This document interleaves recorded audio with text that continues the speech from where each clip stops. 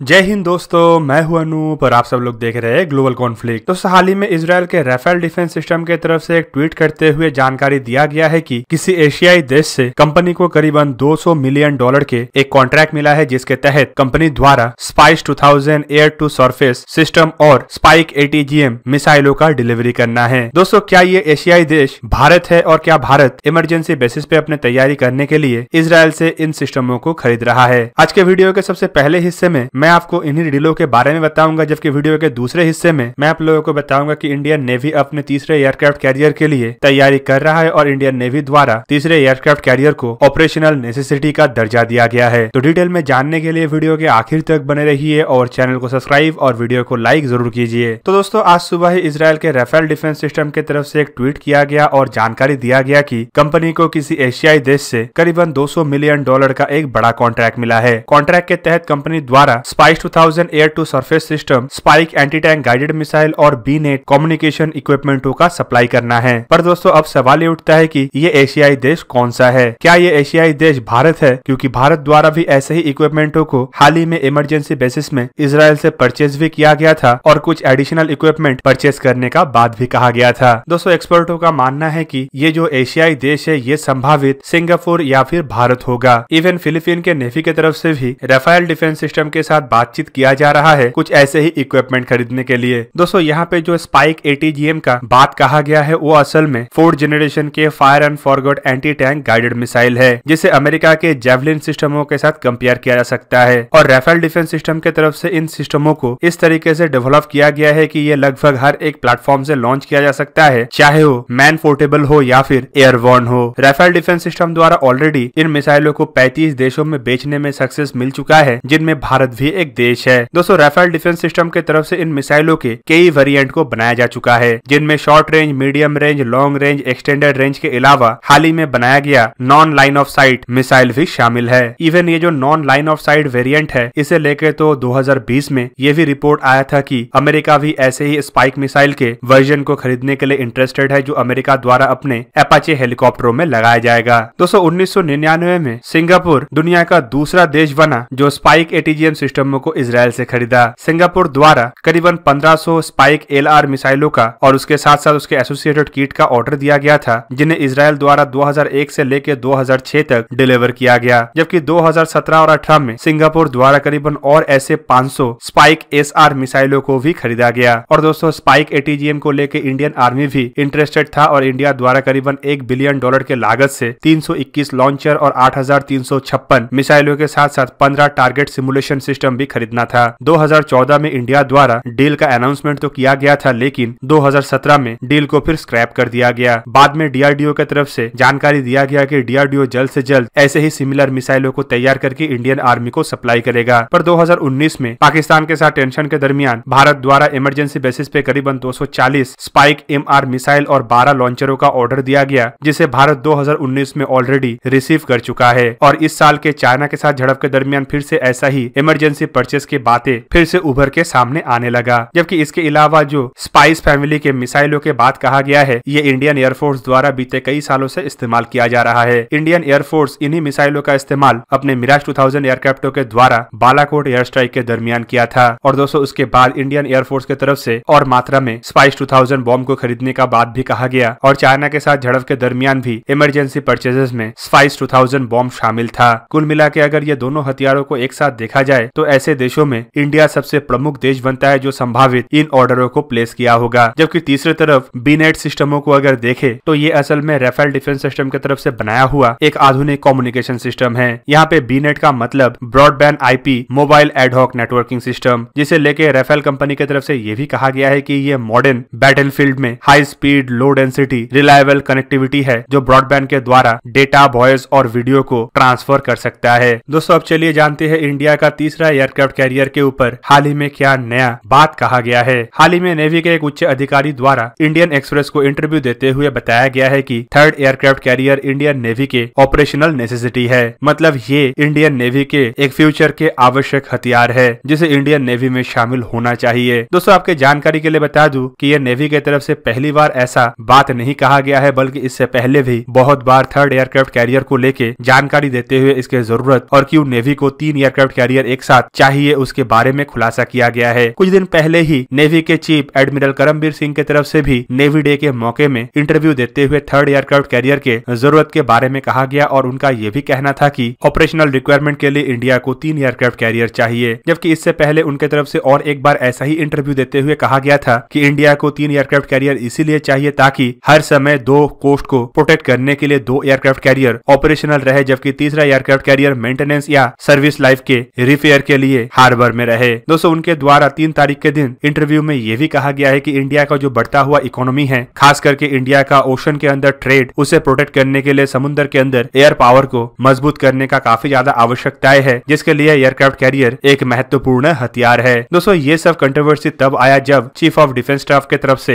Aircraft carrier के जरूरतों के बारे में कहा गया था कि ये काफी वेनरेबल हथियार है और आसानी से दुश्मन के नजर में आ सकता है, जबकि ऐसे जरूरतों को इंडियन ओशन के अंदर स्थित इंडिया के आइलैंडों में एयर स्ट्रिप का निर्माण करते हुए अनसिंकेबल एयरक्राफ्ट कैरियर बना के पूरा किया जा सकता है। दोस्तों, नेवी के उच्च अधिकारी के तरफ से इंटरव्यू में चीफ ऑफ डिफेंस स्टाफ के तरफ से दिया गया बयान के ऊपर भी चर्चा किया गया और उनके मुताबिक एक एयरक्राफ्ट कैरियर असल में ही एक वेनरेबल हथियार है और ये भी सच बात है कि एक एंटी शिप बैलिस्टिक मिसाइल द्वारा ऐसे एयरक्राफ्ट कैरियर को डुबाया जा सकता है। उन्होंने अपने बयान में ये भी बताया कि हर एक जहाज डूब सकता है और ये एक सच्चाई है, पर सच्चाई तो यहाँ पे भी है कि हमारे तरफ से भी ऐसे ही एंटी शिप बैलिस्टिक मिसाइल बनाया जाए ताकि हम भी दुश्मन के एयरक्राफ्ट कैरियर और बड़े आकार के जहाज को टारगेट बना पाए। और उनका ये भी कहना था कि इस तरीके के भावनाओं को लेके आगे बढ़ना नहीं चाहिए और हम पहले से ही क्यों सोच बना रहे हैं कि ऐसे जहाज डूब सकता है और इसीलिए हम इसका निर्माण ना करें। दोस्तों, उनके मुताबिक इंडियन ओशन की इंपॉर्टेंस इंडिया के लिए बहुत ही ज्यादा है और फ्यूचर में इंडिया के ट्रेड के प्रोटेक्शन के लिए इंडियन ओशन के अंदर इंडियन नेवी के एयर पावर को मजबूत करना काफी आवश्यक है। उनके मुताबिक दिन रात 24 घंटा इंडियन ओशन के अंदर इंडिया के एयर पावर का प्रेजेंस होना जरूरी है, जिससे इंडिया अपना खुद का प्रोटेक्शन के साथ साथ ट्रेड को भी प्रोटेक्ट कर पाएगा। दोस्तों, आपके जानकारी के लिए बता दूं कि चाइना और अमेरिका जैसे देशों के द्वारा अपने नेशनल इंटरेस्ट को सर्व करने के लिए और अपने ट्रेड को प्रोटेक्ट करने के लिए अपने जहाजों का तैनाती इंडियन ओशन तक किया जाता है। और दोस्तों, ऐसे ही कुछ सवालों का जवाब नेवी के उच्च अधिकारी की तरफ से दिया गया। सवालों का जवाब के साथ साथ उनके तरफ से थर्ड एयरक्राफ्ट कैरियर की जरूरत क्यों है उसके ऊपर भी खुलासा किया गया और इसी वजह से थर्ड एयरक्राफ्ट कैरियर को अब एक ऑपरेशनल नेसेसिटी का दर्जा भी दिया जा रहा है। उनके मुताबिक ये भी है कि थर्ड एयरक्राफ्ट कैरियर इंडिया को फ्यूचर में काफी ज्यादा जरूरत है, जबकि नेवी चीफ के तरफ से भी लगभग इसी तरीके का बयान देते हुए कहा गया था कि तीसरा एयरक्राफ्ट कैरियर एक लंबे समय के प्रोजेक्ट है और उसे भविष्य में ऑपरेशनल देखने के लिए हमें प्रेजेंट में ही तैयारी करना पड़ेगा, क्योंकि ऐसे प्रोजेक्टों में काम 1-2 दिन में कंप्लीट नहीं होता है बल्कि कई सालों का जरूरत पड़ता है और इसी वजह से इंडिया को अभी से ही थर्ड एयरक्राफ्ट कैरियर के ऊपर काम करना चाहिए। तो दोस्तों, ये था आज का वीडियो। अगर आपको वीडियो अच्छा लगा तो इसे लाइक कीजिए और मेरे चैनल को सब्सक्राइब कीजिए और साथ में बना हुआ बेल आइकन को भी प्रेस कर दीजिए ताकि आप मेरा वीडियो देख पाए सबसे पहले। जय हिंद।